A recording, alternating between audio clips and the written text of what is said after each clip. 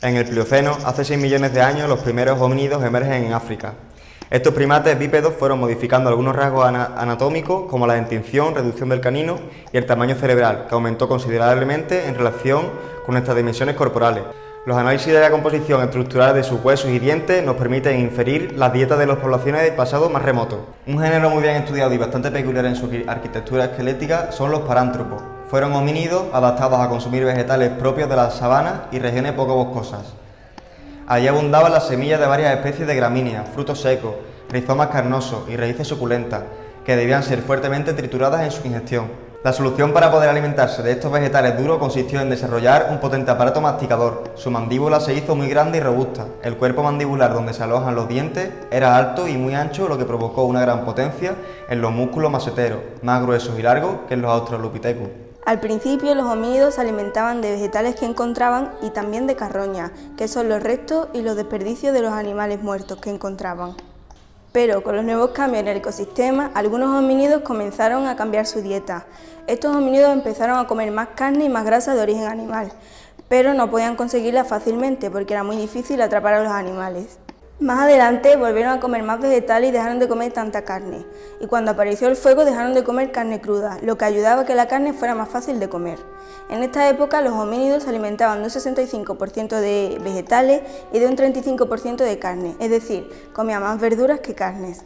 Los yacimientos de Atapuerca se han convertido en las últimas décadas en una referencia obligada en los estudios de evolución humana. La Sierra de Atapuerca se encuentra a 15 kilómetros de la ciudad de Burgos y forma parte de una pequeña sierra de suaves elevaciones, en torno a unos 1000 metros de altitud. Se sitúa en el corredor de la Bureba, un paso estratégico entre la Sierra de la Demanda y la Cordillera Cantábrica, y entre dos cuencas hidrográficas, la del río Ebro y la del Duero.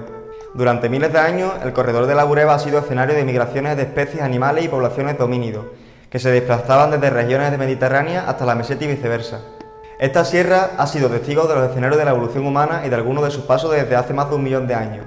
Este excepcional conjunto ofrece el marco de base científica sobre el que establecer nuevos escenarios aún no resueltos en paleoantropología.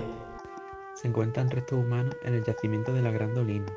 Entre ellos hay dientes sueltos y fragmentos de hueso. El hecho dice que algunos humanos fueron canibalizados y abandonados. Los fósiles pertenecen a 9 individuos con edades distintas. Estos se corresponden a todas las áreas del esqueleto. Las evidencias que muestran los fósiles dicen que fueron realizadas con instrumentos líticos. Hace 90.000 años se contrasta un comportamiento de canibalismo en la Sierra de Atapuerca. Se puede llegar a pensar que estos se comían entre ellos, pero esta práctica estaría ligada a casos extremos. La prehistoria está formada por 4 etapas: paleolítico, mesolítico, neolítico y edad de los metales. En el paleolítico, los homínidos vivían en grupos reducidos y eran completamente vegetarianos. En el mesolítico, el hombre empieza a consumir peces como alimento. Nuestra especie evoluciona en el plano alimenticio, ya que pasa de ser nómada y recoger vegetales a ser agricultor, ganadero y pescador. En el neolítico, se empiezan a consumir productos lácteos y huevos.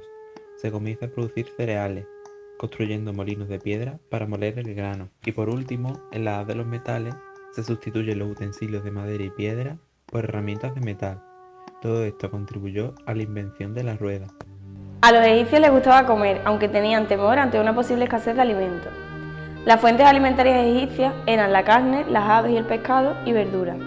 Los alimentos de gran consumo en la dieta egipcia eran los cereales como la espelta, el centeno y la cebada, las frutas, principalmente el granado, el olivo y las manzanas, el aceite de oliva, las carnes, especialmente las aves, pescados, lácteos y cerveza.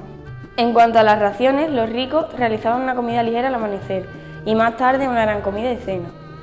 Los trabajadores realizaban un simple desayuno y una comida principal pasado el mediodía. Los habitantes del Nilo consumían todo tipo de alimentos. En el desayuno lo hacían separados: el padre tomaba pan, cerveza, carne y pastel, y la madre desayunaba mientras la peinaban. Y la familia en ocasiones realizaba banquetes para reunirse con familiares y amigos. En la antigua Grecia la base alimentaria eran los cereales, el trigo, la cebada. Escaseaban las verduras, las carnes eran escasas excepto el cerdo, y se consumían mariscos, moluscos, sepias y calamares. Para el final de la comida tomaban un postre de fruta fresca o seca. La bebida más consumida era el agua. También tomaban leche de cabra. La bebida real era el regalo del Dionisio y era el vino. En cuanto a las raciones, tomaban 3. En el desayuno tomaban pan mojado en vino con higos o aceitunas. En el almuerzo, al mediodía, y era rápido y ligero. Y la cena era la comida más importante del día, al igual que en la antigua Roma. Los alimentos más destacados eran los cereales, el aceite de oliva, el vino, los pescados como las sardinas y la anchoa, las carnes como el cerdo y el cordero, verduras y legumbres. Los lácteos, las frutas se tomaban secas o frescas y también eran muy destacadas las hierbas aromáticas. Roma tenía una cocina humilde y austera. Sus alimentos básicos eran la papilla de mijo, la cebada, los guisantes, el queso de oveja, la carne de cordero y col y habas. También tenían un papel importante las frutas.